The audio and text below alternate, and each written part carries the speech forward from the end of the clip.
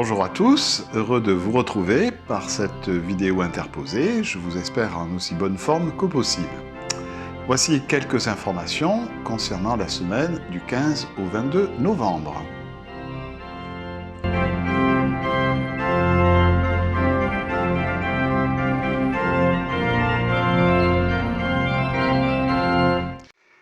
Développer ses talents pour vivre la rencontre. À l'approche de la fin de l'année liturgique, les textes proposés en ce troisième dimanche du temps ordinaire évoquent les fins dernières et nous invitent à nous y préparer. Si les craintes liées à la fin du monde traversent toutes les époques, au moment où nous traversons une crise sanitaire préoccupante, de nombreuses voix s'élèvent pour prédire la fin de ce monde. Malgré la gravité de la situation et les nombreuses questions liées à l'environnement, les chrétiens sont invités à la confiance et à l'espérance. D'abord, la confiance en la présence agissante de l'Esprit Saint au cœur de tout homme, de bonne volonté. Confiance aussi en l'homme de se prendre en charge. Comme le rappelle le pape François dans sa lettre encyclique Laudato Si, l'humanité possède encore la capacité de collaborer pour construire notre maison commune. Confiance, mais également à l'espérance. Dans la lettre aux Thessaloniciens, saint Paul, s'adressant aux chrétiens, assaillis eux aussi par la peur d'une catastrophe et tentés de spéculer sur la date de l'événement, les invite et nous invite aussi à aborder ces questions dans un regard de foi, illuminé par la résurrection du Christ. Si nous avons un peu d'espérance, le sentiment qui doit nous envahir quand nous pensons à la fin des temps, c'est la joie. La joie d'une rencontre, du face-à-face avec celui que nous aurons cherché tout au long de notre vie. Et pour préparer cette rencontre, la parabole des talents nous montre un chemin à suivre. Dieu confie à chacun une certaine quantité de talents et nous confie ses biens les plus précieux et nous demande de les faire fructifier. La meilleure façon d'exploiter nos talents et de nous préparer à la rencontre du Seigneur, c'est de vivre sereinement nos tâches quotidiennes en ayant les doigts ouverts aux pauvres et les mains tendues aux malheureux, comme la femme vaillante du livre des Proverbes dans la première lecture. En ce dimanche où nous fêtons la 4e journée mondiale des pauvres, il nous est donné d'élargir notre regard et d'avoir une plus grande attention à ceux qui nous entourent, en particulier les exclus, les personnes fragiles, ceux qui manquent de l'essentiel, afin de leur redonner conscience de leur propre dignité. Tendre ta main aux pauvres, nous invite le pape François. La pauvreté prend toujours des visages différents qui demandent une attention à chaque condition particulière. Dans chacune d'elles, nous pouvons rencontrer le Seigneur Jésus qui révèle sa présence dans nos frères les plus fragiles et les plus faibles.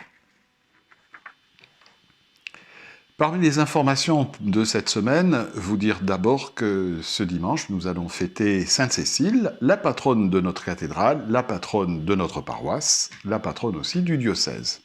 À cette occasion-là, Monseigneur Legré, notre archevêque, viendra présider la messe de dimanche.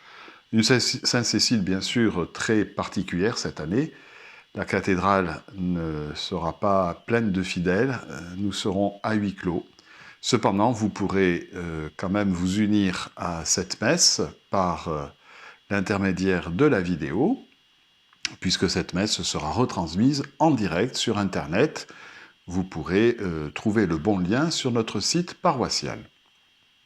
La chasse de Sainte-Cécile sera mise à l'honneur, comme chaque année. Nous la placerons devant le maître-autel et nous l'y laisserons toute la semaine durant, ce qui vous donnera la possibilité, si vous le souhaitez, de venir vous recueillir devant le reliquaire de notre sainte patronne.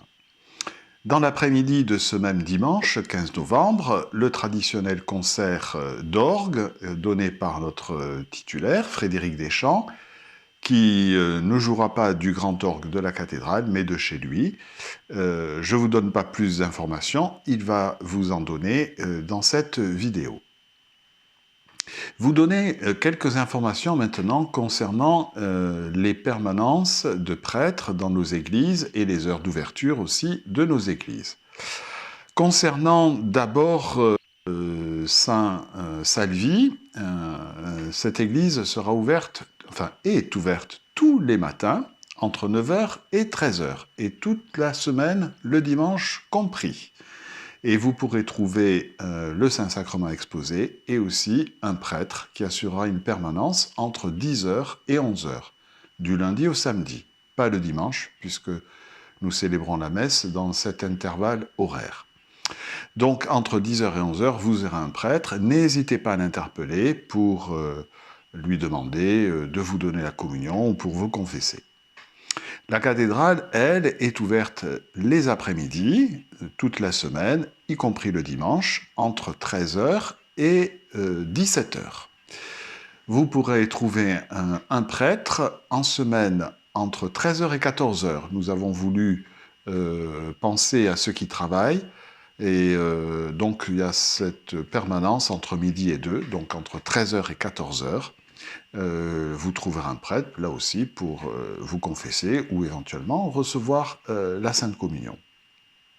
Le dimanche, à la cathédrale, la permanence du prêtre est l'après-midi, entre 15h et 16h. S'agissant des autres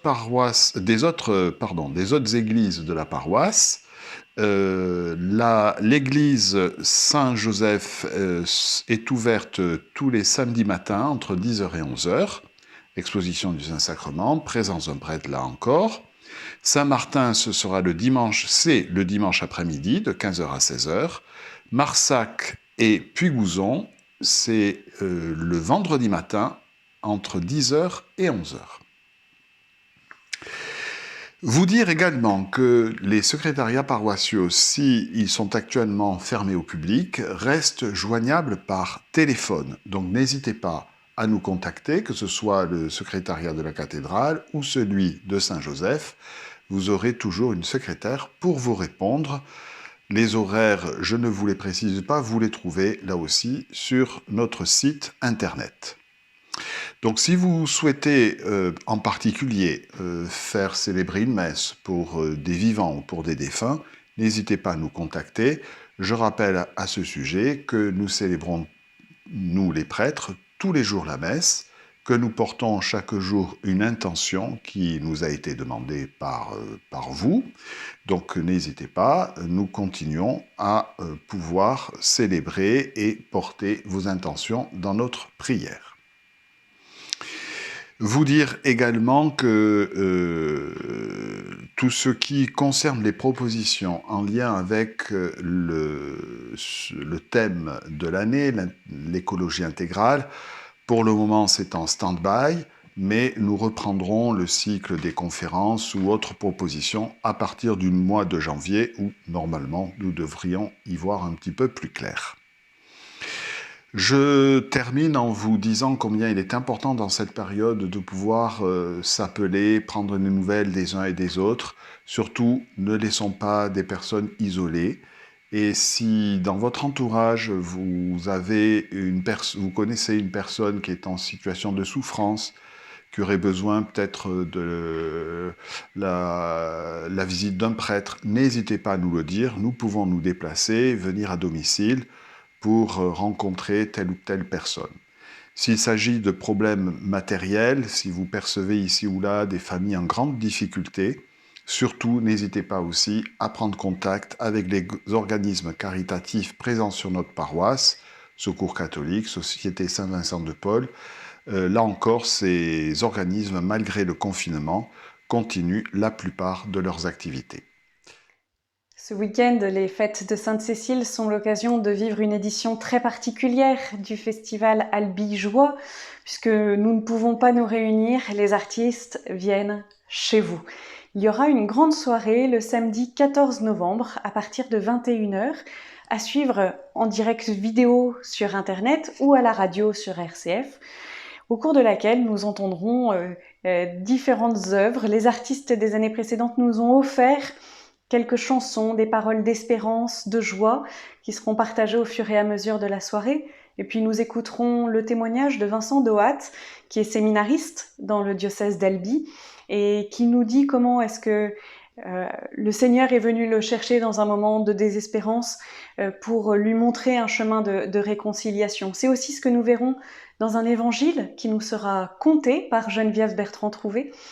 Et puis, tout au long de la soirée, voilà, il y aura quelques surprises. Il sera possible d'interagir avec cette soirée en laissant des commentaires sur le chat. Donc, rendez-vous le samedi 14 novembre à 21h sur le site www.albijoie.fr ou sur la radio RCF Pays Tarnais. Samedi 14 novembre, faites le plein de joie. Donc dimanche 15 novembre, donc ce sera la Sainte-Cécile. Donc on va fêter la Sainte-Cécile à 10h30 avec la grand-messe à la cathédrale. Et traditionnellement, il y a toujours un concert pour la Sainte-Cécile à la cathédrale Sainte-Cécile d'Albi. Malheureusement cette année, vu le contexte, c'était pas possible de proposer un concert à la cathédrale. Donc, comme certains ont pu le voir et y assister dimanche dernier, je vous donne rendez-vous dimanche à 16h en direct sur Facebook depuis la maison avec l'instrument que vous allez peut-être connaître ou que vous connaissez déjà, c'est-à-dire que c'est un simulateur d'orgue à tuyaux. Donc dans l'ordinateur, j'ai des orgues qui existent vraiment et qui ont été enregistrés tuyau par tuyau. Donc on a vraiment le son, c'est comme un CD finalement. Et alors je peux choisir tous les jeux que je veux, comme si c'était un vrai orgue. Bon, alors ce n'est que du numérique, mais enfin quand même on arrive à avoir quelque chose d'assez proche des sonorités d'un grand orgue. Donc dimanche prochain, donc je vous donne rendez-vous à 16h en direct sur ma page Facebook. Alors si vous ne savez pas où c'est, regardez sur le site de la paroisse ou sur la feuille paroissiale, il y a le lien. Et si vous n'ouvrez toujours pas, vous allez sur Facebook, vous tapez Frédéric Deschamps Albi et vous allez me trouver, c'est sûr et certain. Et donc c'est en direct. Et puis si par exemple 16h c'est trop tôt ou trop tard pour vous, eh bien il y a le replay qui sera disponible immédiatement. Et également, on pourra voir la vidéo en replay sur YouTube. Alors c'est facile aussi, vous tapez Frédéric Deschamps, vous me trouverez facilement. Il y a tout un tas de vidéos des concerts précédents. Et donc voilà, donc si vous manquez, c'est que là vous mettez de la mauvaise volonté, parce que c'est très facile, c'est peut-être même plus facile de voir un concert d'orgue aujourd'hui par l'intermédiaire d'internet que d'y aller en réalité, parce que de toute façon il n'y en a aucun malheureusement qui peut avoir lieu. Et donc il y aura un deuxième concert dimanche d'après, donc le 22, toujours à 16h, en direct sur Facebook, depuis la maison, avec un autre programme évidemment, et puis il y aura un concert chaque dimanche à 16h, pendant toute la durée du confinement. Alors pour l'instant j'ai pas la date de fin, mais là a priori ça sera jusqu'en début décembre, et bien sûr début décembre dit l'Avent, et l'Avent il y aura tout un répertoire pour l'Avent, et j'espère pas arriver au répertoire de Noël et pouvoir le proposer, ce répertoire-là de Noël, depuis le grand orgue de la cathédrale Sainte-Cécile avec du public en bas. Donc rendez-vous à 16h en direct sur Facebook dimanche prochain pour le concert de la Sainte-Cécile. Je vous souhaite à tous une belle fête de la Sainte-Cécile, une belle semaine prochaine. Prenez soin de vous, pour vous et puis pour les autres. Et je vous redis encore combien nous sommes en communion de prière et de tout cœur avec vous. À bientôt.